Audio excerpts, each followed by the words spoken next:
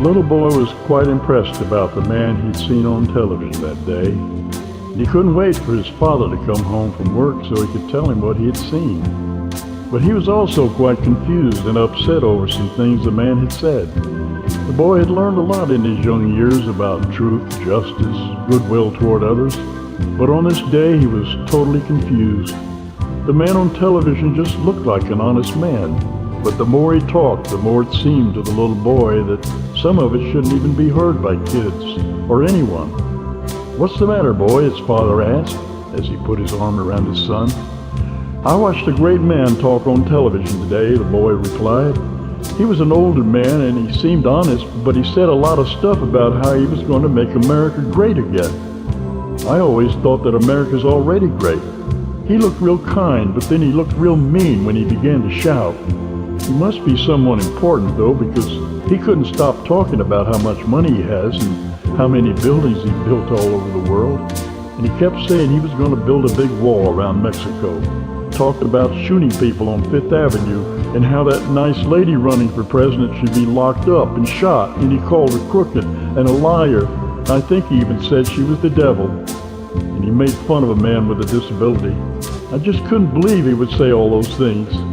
Reminded me of little Joey in my classroom, same age as me, and that man acts just like Joey. He bullies and bosses everyone, ridicules, teases, and mocks and insults everybody. I also heard a beep dirty word by the man, and he wants to be our president?" The boy's father felt a chill run up his spine because he knew that his son had heard some terrible things uttered that were not appropriate for a 10-year-old, especially about women, and he knew he'd heard a lot more.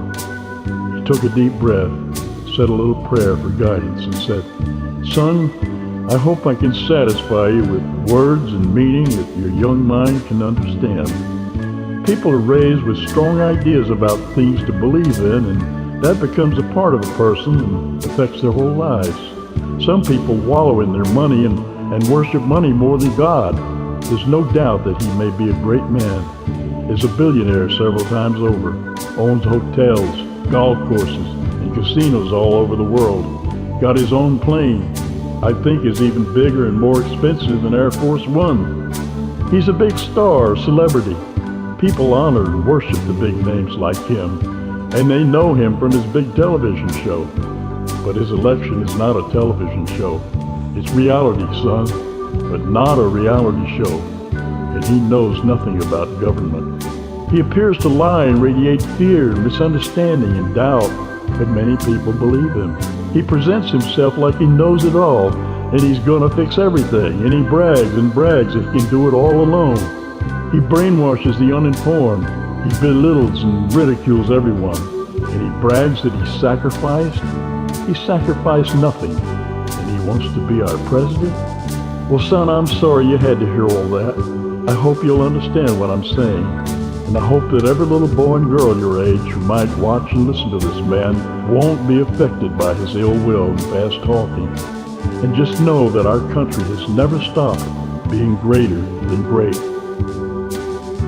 The little boy looked up at his father with a tearful smile and said, "I'm so glad you're my daddy, and I want to be just like you when I grow up." And he reached in his pocket, pulled out his harp, and started playing his favorite song.